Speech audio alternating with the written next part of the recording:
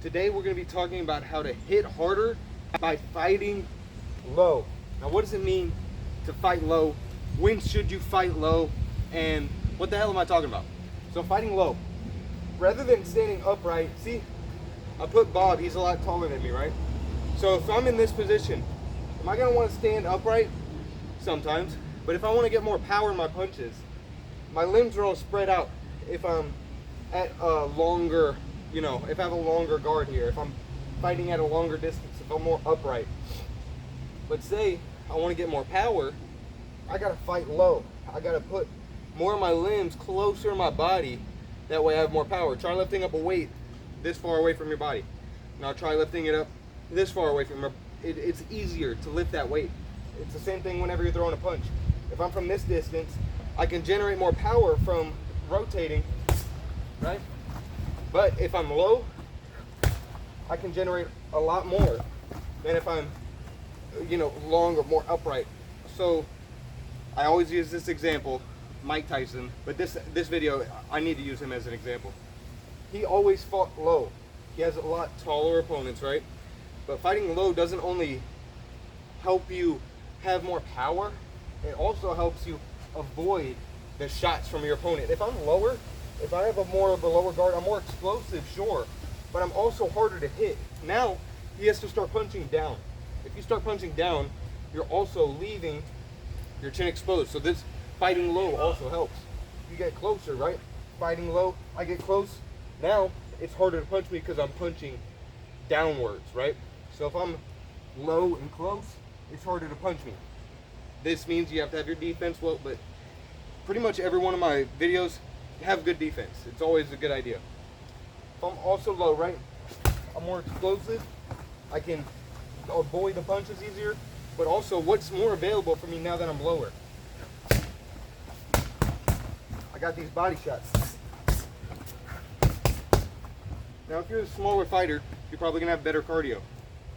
Taking these body shots and hitting your opponent, staying low,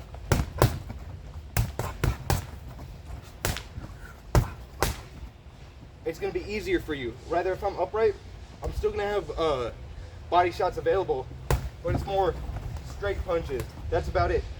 Can't really hit my hooks if I'm standing upright. Rather than if I'm fighting low. Now, say he swings, I slip, body shot is available, right? So you'd always see Mike Tyson, he would fight low, but how would he always get to the side of his opponent? Now I always say this, Mike Tyson example, but a really good example is Lomachenko. He would use the southpaw position to get on the outside of his opponent completely and then hit them with shots they can't even see coming. So fighting low also will help you do that. Vasily, he's more of a long range, upright fighter. But if you're fighting low, it's going to be easier to get in closer to your opponent, to hit them with these body shots and stay closer, right? Another thing that I want to talk about is head position. If you can get into a war with your opponent and fighting low, now this head position, it is hard to hit someone if they're right here. If you can get your head close enough and your feet close enough, with these punches, get closer to your opponent, slip these punches, get closer. And I made another video about finding your range. I'll link that somewhere around here. But if you're fighting low, one thing you have to do if you're fighting low is to find your range. If you're fighting low all the way back here, you're not going to be dodging any punches and you're just going to be set up, especially if it's MMA. They're going to set you up with these leg kicks, body kicks, front kicks, right?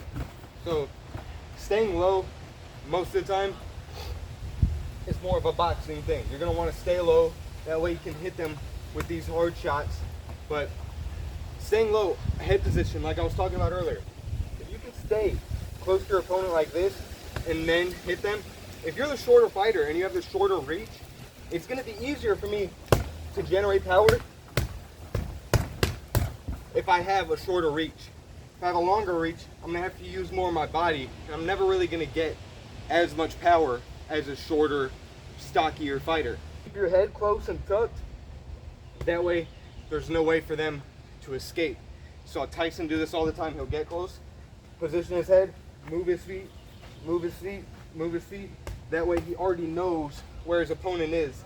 Based on his head position, he already knows where his head's gonna be, because you can't really move your head if I already know where your body is, right?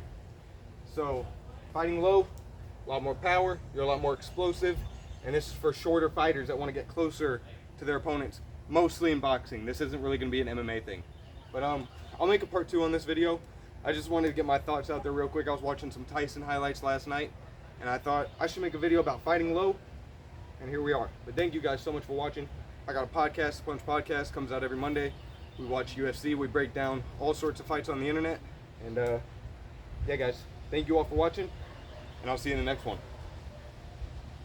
Later.